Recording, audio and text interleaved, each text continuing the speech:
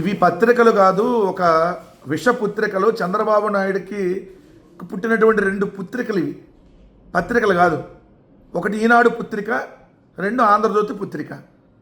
ఎందుకంటే వీళ్ళు రాసే రాతలు ప్రజలకు ఎలా ఉంటాయంటే, అవునా ఏంటిది, రుణ సేకరణ అంటే ఏంటి, రుణ సమీకరణ అంటే ఏంటి, సెక్యూరిటీ వేలం అంటే ఏంటి, ఎవరికైనా అర్థం అవుద్దా? అదే జగన్మోహన్ రెడ్డి గారి ప్రభుత్వం ఉన్నప్పుడు 1,000 కోట్లు అప్పు తీసుకుంటే ఆంధ్రప్రదేశ్ అన్నపూర్ణ కాస్త అప్పుల పూర్ణ అయిపోయింది, అప్పుల కుప్ప అయిపోయింది, సింగపూర్ అయిపోయింది, మలేషియా అయిపోయింది, వాళ్ళ బొంద అయ్యింది, వాళ్ళ బోలయ్యిందని వార్తలు రాసేవాళ్ళు. జగన్మోహన్ రెడ్డి గారి ప్రభుత్వం 5 సంవత్సరాలలో 2 సంవత్సరాలు కోవిడ్ ఉన్న కేవలం 3,32,000 కోట్ల రూపాయల అప్పు మాత్రమే 5 ఏళ్లలో చేస్తే 14 లక్షల కోట్లు, 15 లక్షల కోట్లు, వీళ్ళ బొంద కోట్లు, వీళ్ళ బోలె కోట్లు అని రాశారు కదా. పెద్ద పెద్ద హెడ్డింగ్లు పెట్టేవాళ్ళు కదా. ఒక 1000 కోట్లు అప్పుకెళ్తే 1000 కోట్లు అప్పు ముష్టి తెచ్చుకోవడం కోసం ఏదైతే పరిగెత్తింది, రిజర్వ్ బ్యాంక్ దగ్గర కాళ్ళు పట్టుకుంటున్నారు, ఏళ్ళు పట్టుకుంటున్నారు, ఇంకేదో పట్టుకున్నారని రాశారు కదా వార్తలు. ఏమయ్యా ఈనాడు కిరణ్, నువ్వు నీ బాబు రామోజీరావు, ఏమయ్యా ఆంధ్రజ్యోతి రాధాకృష్ణ, ఇప్పుడు ఎందుకు మీరు హెడ్డింగ్లు పెట్టట్లా?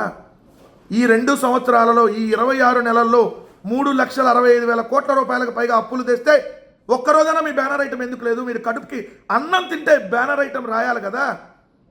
అశుద్ధం తింటే ఇక రాయరు, అది కామన్ అనుకోండి. మీకు లోపల ఎక్కడ రాశారంటే వార్త, ఈ వార్త అసలు మీకు ఏమైనా అర్థమైంది అని చూడండి. రాష్ట్ర ప్రభుత్వం 2,600 కోట్ల రుణ సమీకరణ. అమ్మో, రాష్ట్ర ప్రభుత్వం రుణాలను సమీకరిస్తుందంట. అంటే ఎలా సమీకరిస్తుంది? అదేంటి రుణం సమీకరణ అంటే? అప్పు కాదంట, రుణ సమీకరణ అంట. రాష్ట్ర ప్రభుత్వం వచ్చే మంగళవారం అంటే వాళ్ళకి మంగళవారం ప్రభుత్వం కాబట్టి మంగళవారం అప్పులకి వెళ్తూ ఉంటారులే. ఈ మంగళవారం ప్రభుత్వం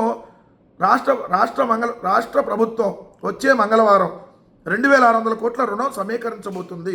9 ఏళ్ల కాల పరిమితితో తిరిగి తీర్చేలా 1000 కోట్లు, 30 ఏళ్లలో తీర్చేలాగా 1,600 కోట్లు అప్పు తీసుకోబోతుంది. లోపల ఒక చిన్న లైన్లో, మామూలుగా అయితే అది రాయట్లే, ఈ మధ్య మనం గట్టిగా అడుగుతున్నామని అప్పు అని రాసినట్టున్నారు లోపలన్నా. అది కూడా రుణం తీసుకోబోతుందనే రాయాలి.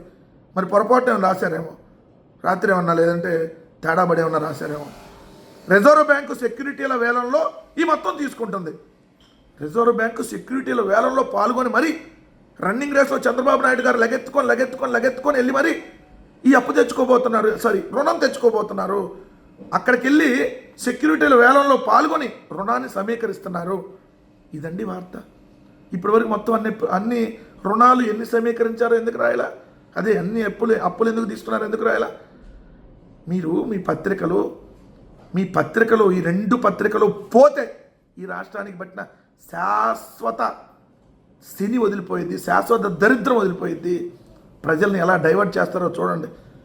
ఎక్కడ అప్పని తెలియనీరు, అర్థం కాదు ఎవరికి. ఎక్కడో లోపల చిన్నది రాస్తారు. 3,65,000 కోట్ల అప్ప 26 నెలల్లో. అయినా ఎక్కడ ఒక బ్యానర్ ఐటమ్ ఉండదా?